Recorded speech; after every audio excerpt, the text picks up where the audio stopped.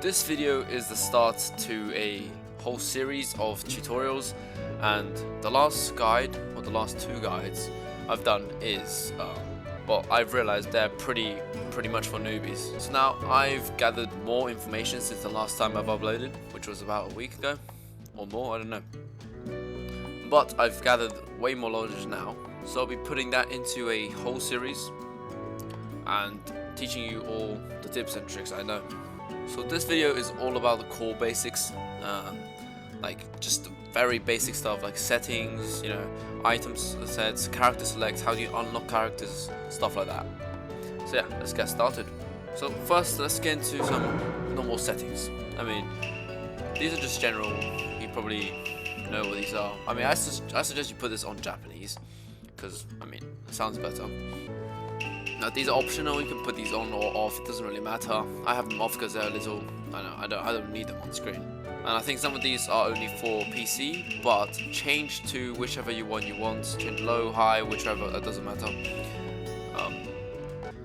If you're on PC, do consider doing 30 FPS. It does look a little worse, but you get more out of like combos and stuff. But I'm gonna keep it at 60 to keep the video clean. Now you have the control settings. You can change this to whatever you want, and then play to your liking. And if you mess up or don't know what the original is, just return to default. You have it there. So that is all the settings done. Let's move on to characters now. As you can see, I have Naruto, Sage of Six Paths, and Sasuke, Rin Sharingan. So, and you guys, for the new people who has just downloaded the game, you probably don't have these.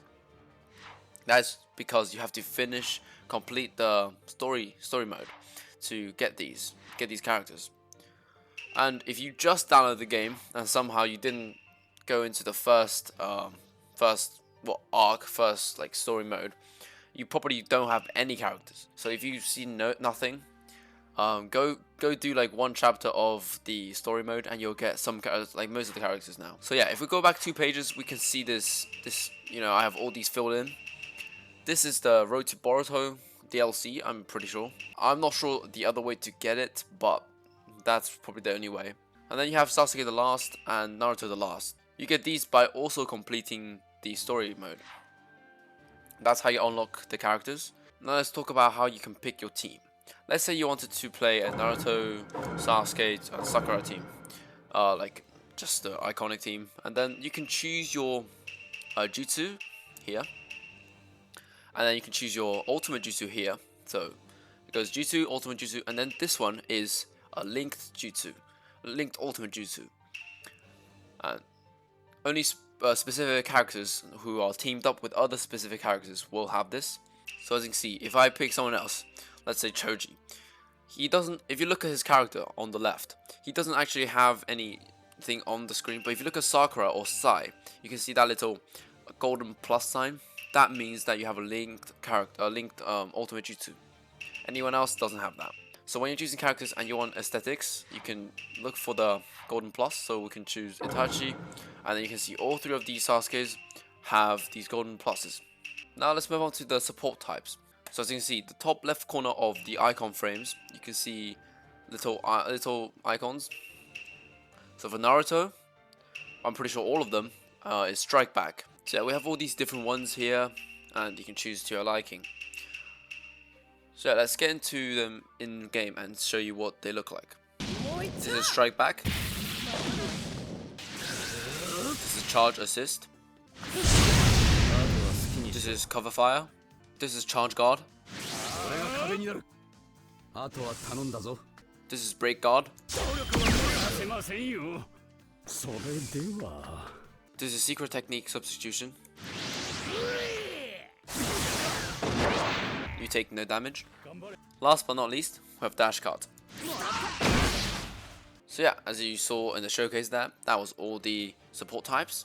I'll get into detail on how you can use them effectively in the future video. That is in this playlist, which you can find like right now, because I'm uploading all of these videos together, so you don't have to wait at all.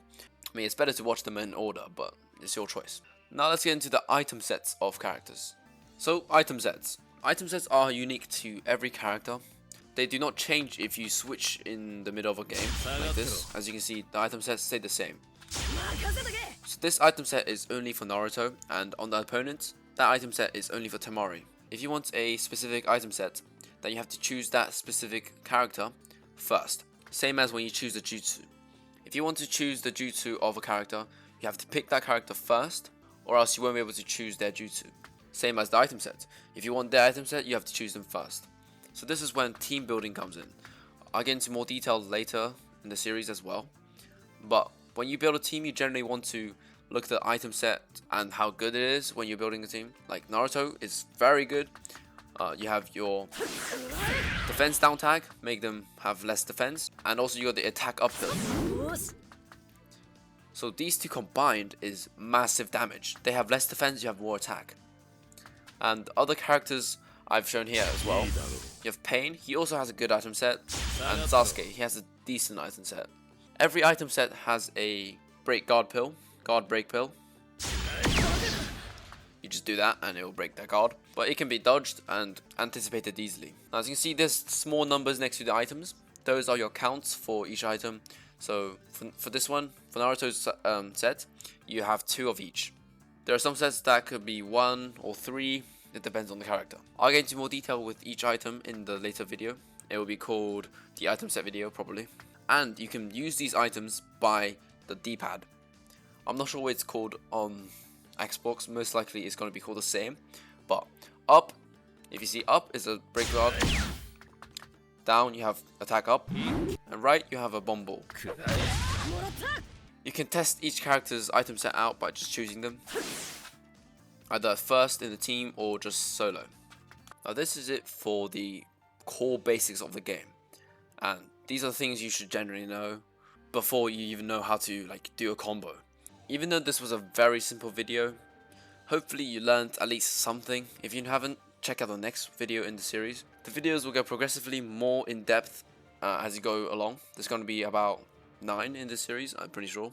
Thank you for watching.